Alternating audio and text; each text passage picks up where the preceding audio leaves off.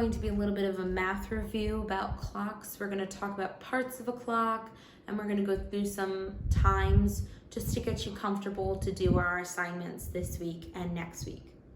So the first thing we're going to talk about is our parts of the clock. So I have my clock with me, and if you notice, we have our numbers that are labeled on our clock from 1 to 12. And when we talk about minutes, an hour, the whole clock is worth 60 minutes, and half an hour or half of the clock is 30 minutes. Now, let's talk about hands on the clock because hands can get a little confusing.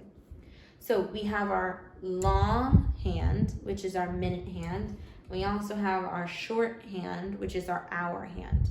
And if you remember when we were first learning about clocks, I taught you a little trick to remember.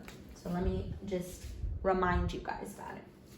So if we look at the word hour, and if we look at the word minute, hour has 4 letters, and minute has 6 letters.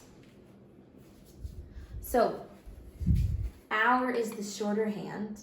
Hour is also the word with the least amount of letters. It's the shorter word.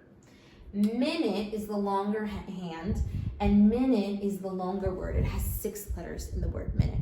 So a good way for you to remember which hand is which is by their name. So the minute hand is the longer word, so it's going to be the longer hand, and the hour hand is the shorter hand, so it's going to be the shorter word. So let's look at some times. So if I wanted to say it's 1 o'clock,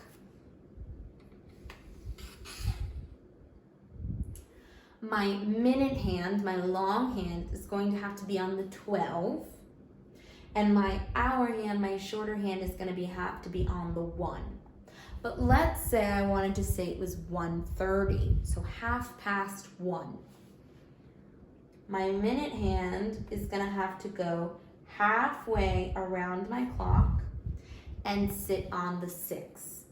So my minute hand has traveled halfway around my clock, and now my hour hand sits halfway between the 1 and the 2.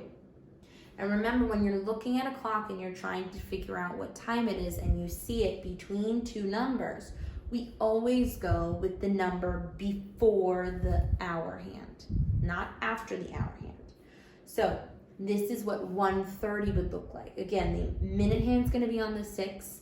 It's gone halfway around the clock, and the hour hand's going to be between the 1 and the 2. Let's say I wanted to say it was 6 o'clock. Oh, I'm going to have to travel around here a little bit.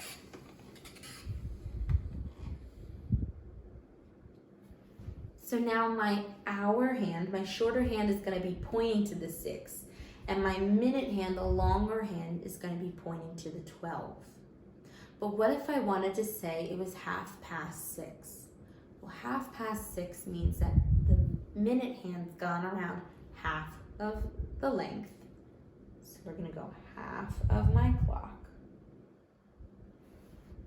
And now my minute hand is going to sit on the 6, but my hour hand is going to sit between the 6 and the 7.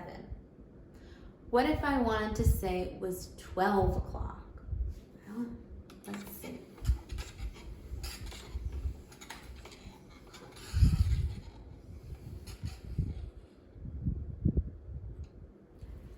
If it's 12 o'clock, both hands are going to be pointing to the 12. The hour hand, which is underneath my shorter hand, is going to be pointing to the 12, and the minute hand, my longer hand, is also going to be pointing to the 12. But what if I wanted to say it was 12:30? Well, you guessed it, that minute hand's going to have to go around half of the time and land on that 6. And now my hour hand's going to sit between the 12 and the 1.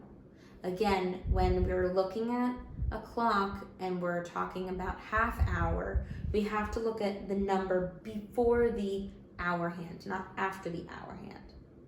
So hopefully this review will help you this week when you're doing some of your assignments on hand.